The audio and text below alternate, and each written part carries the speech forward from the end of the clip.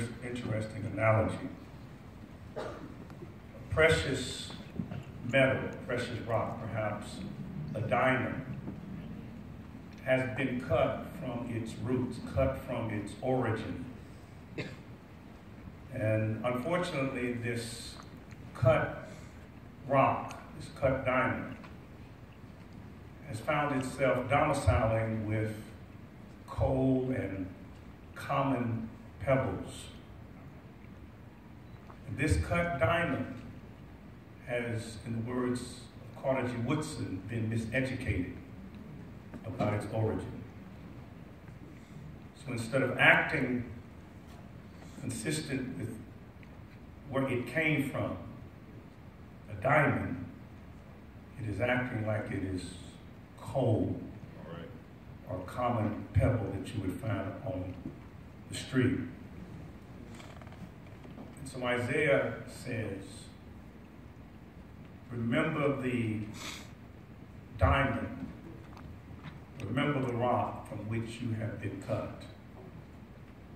Because it is only through remembering where you came from, your true origin, your true history, that you can really have hope. Oh, the power of hope. In the words of Dr. King, the audacity of hope. Hope, H-O-P-E, having only positive expectations. The only way you can have positive expectations is to know the true origins upon which you have come. I love Martin Luther King Jr. Day, but it saddens me because in a sense we have done Dr. King a disservice. He has been housebroken, he's been tamed, he's been sanitized, he's been domesticated. He's not the same king in our mind who J. Edgar Hoover said of him is the most dangerous man in America. And what made Dr. King dangerous was because he was not calling for us simply to have kumbaya moments. He did not want his memory to be, or a Martin Luther King Jr. celebration or holiday simply to be our form of Groundhog Day. Groundhog Day is that day in which the groundhog comes up just one day, sees its shadow, and then returns back into its hole. We come out one day a year, see the shadow of Dr. King, and then go back into our hole to practice racism and white supremacy. Groundhog Day. What made Dr. King so radical was he was calling for social upheaval. He was calling for, in a speech, the last year of his life, he in a speech said that it did not cost the nation one penny, I quote him, to integrate lunch counters. It did not cost the nation one penny to give the black man the right to vote. He said, but what we are facing today will call for a radical redistribution of wealth. And he was assassinated at 5 p.m. on April the 4th, on a Thursday in 1968, there at the Lorraine Hotel in Memphis. He had called in to his secretary that she would announce in the Sunday program that his sermon on that Sunday would be Why America Might Go to Hell. And he said that America might go to hell because of this wide chasm and gulf between the haves and the have-nots, between blacks and between whites. Today, we have a group in our country that is calling for color blindness. And they're saying that no, there should be no preferences based on race. Bill O'Reilly, Fox News anchor, says we don't need preferences because it violates the spirit of the 14th Amendment. No racial preferences. Don't play the race card. The fact of the matter is, we are not and have never been a colorblind society. We have been a history-blind society. You say, don't play the race card when you forget that all we have had in this nation is a race deck. When a young man says that he is being vilified, marginalized, and excoriated because he says by his critics that your degree is an affirmative action degree. When the fact of the matter is, because we're history blind, we forget that African Americans worked in this country from 1619 to 1865, 246 years, and did not get a paycheck. 246 years without a paycheck. Conservative economists believe that that equates to, at minimum, $1.5 trillion that was not passed down to African Americans. $1.5 trillion, 246 years without a paycheck. Now, there are those who say, okay, I get it, Kevin, but that was years ago. Slavery ended 150 years ago, but what they fail to remember is that from 1866 out of slavery up into the 60s or 69, African Americans experienced a form of semi-slavery. And then when you call, and when African Americans are calling for justice today, and O'Reilly says that there should be no preferences based on race, he conveniently forgets that the primary reason why whites have been able to advance in this country is because whites received preferences that were denied African Americans.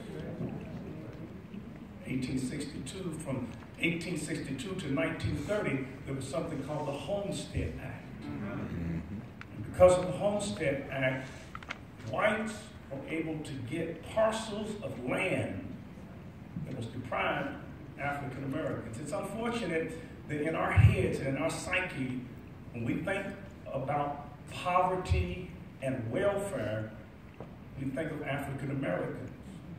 But in the 30s, the face of poverty was not simply black. In the 30s, during the Depression, the face of poverty was white. It was white men who were standing in lines, in soup kitchen lines. And because of the devastation of unemployment, 25% unemployment during the Depression, the federal government bailed out whites. They did not call it welfare. They gave a nice euphemistic ring to it. They didn't call it welfare, they called it relief and recovery. The Wagner Act, which allowed whites to form unions for purposes of collective bargaining. Only one problem, African Americans were not in the unions. Or something in 1934 called Social Security, which helped whites because African Americans could not get Social Security because they were domestic workers and farm workers, and domestic workers and farm workers were deprived of Social Security. Or something called the FHA, Federal Housing Administration, that built from 1934 to 1962 350,000 homes. And 350,000 homes, of those 350,000 homes that were built from 1934 to 1962, less than 100 of those homes was built for African Americans. Now you know why Ward and June and Wally and Beaver had it so good.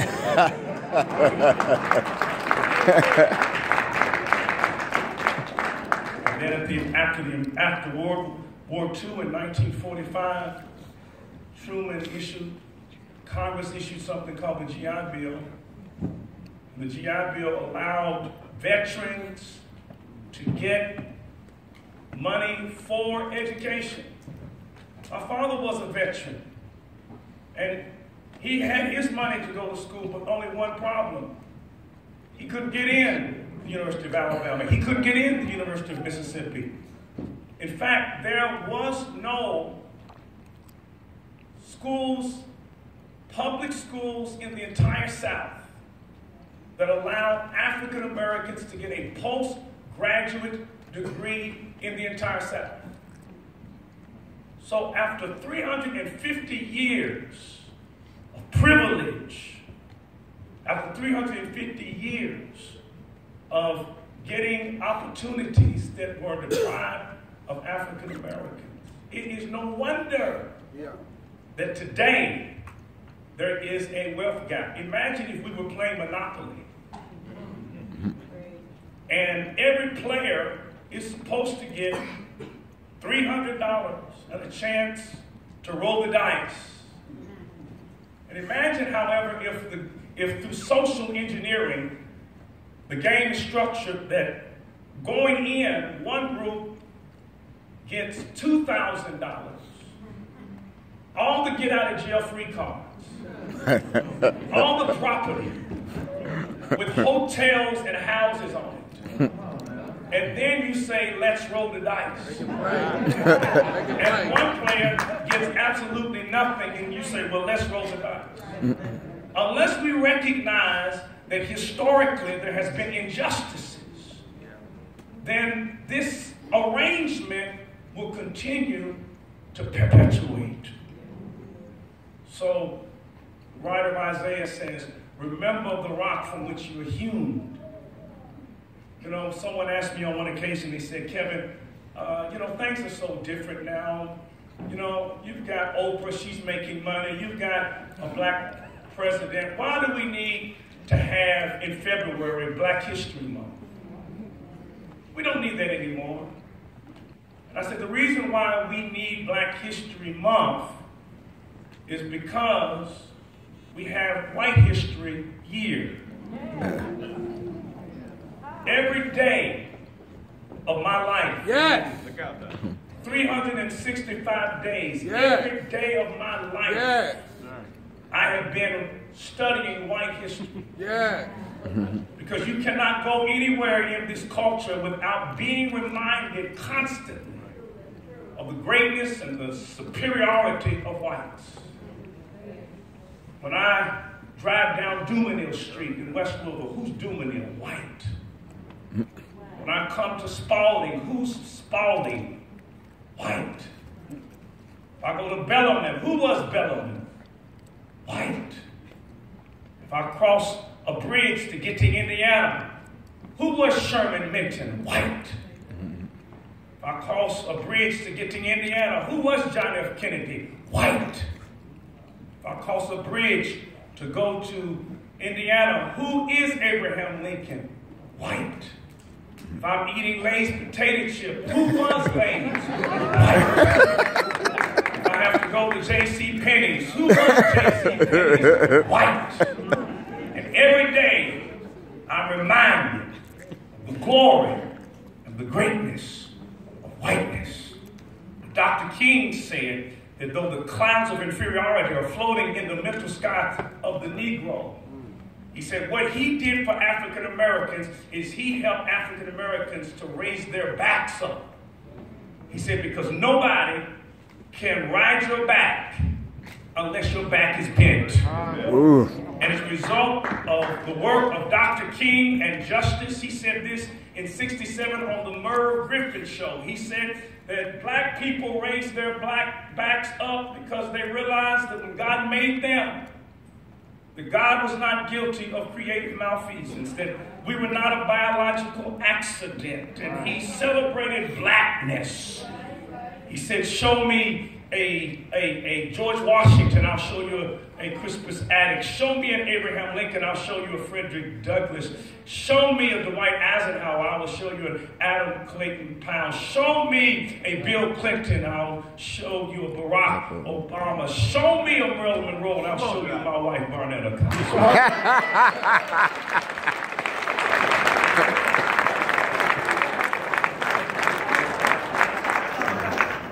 And if you want our kids to do good in school, if you want them to compete with other ethnic groups, then somebody's got to tell them that you're not coal, you're not a pebble, but you are a rock that has been cut from the Hope Diamond.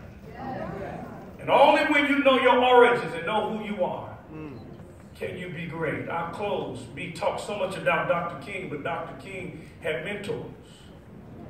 And one of Dr. King's mentors was his predecessor at the Dexter Avenue Baptist Church there in Montgomery.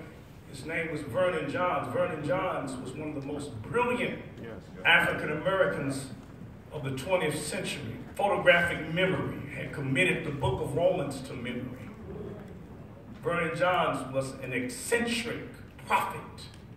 He would not wear shoestrings at this silk stocking church, Dexter Avenue. And he would not wear shoestrings. He said, I will wear them when African Americans start producing them. He was a prophet. But he gave a baccalaureate address at Florida Memorial College back in the 40s. I got an alumnus. That's right. And in that baccalaureate address, he came in with no shoestrings, and it is a historical black college and university. And Vernon Johns got up, and every year the white governors and the white state legislatures of Florida would attend the baccalaureate presentation at Florida Memorial College in the 40s. Vernon Johns got up to speak, and he said, my message is simply this, and this was the title of his message: why I can't stand a goddamn, and then he used the N-word. He said, I can't stand a goddamn N-word. And then he proceeded to talk about the goddamn, then he used the N-word. And he was saying, I can't stand a goddamn N-word because goddamn N people won't study. Goddamn N people produce babies that they won't raise. Goddamn N people would rather buy a car that is mobile and depreciates instead of buying property that is stable and appreciates. I can't stand a goddamn N-word. And as he spoke, the parents, faculty was holding their head down in shame. The white governor and legislature was shaking their heads in approval. He said, you're absolutely right. That's just how a goddamn N-word is. But then as he proceeded to pontificate about the goddamn N-word, he then stopped and looked at the governor and said, and this is where Dr. King got that sermon, that is why, Mr. Governor, America is going to hell. Because, Governor, it is you and America that has produced the goddamn N-word. You're the one that made us that way. And he said to the students, do not be a goddamn N-word. Do not be and refuse to be something that God did not create. Remember the rock from which you begin.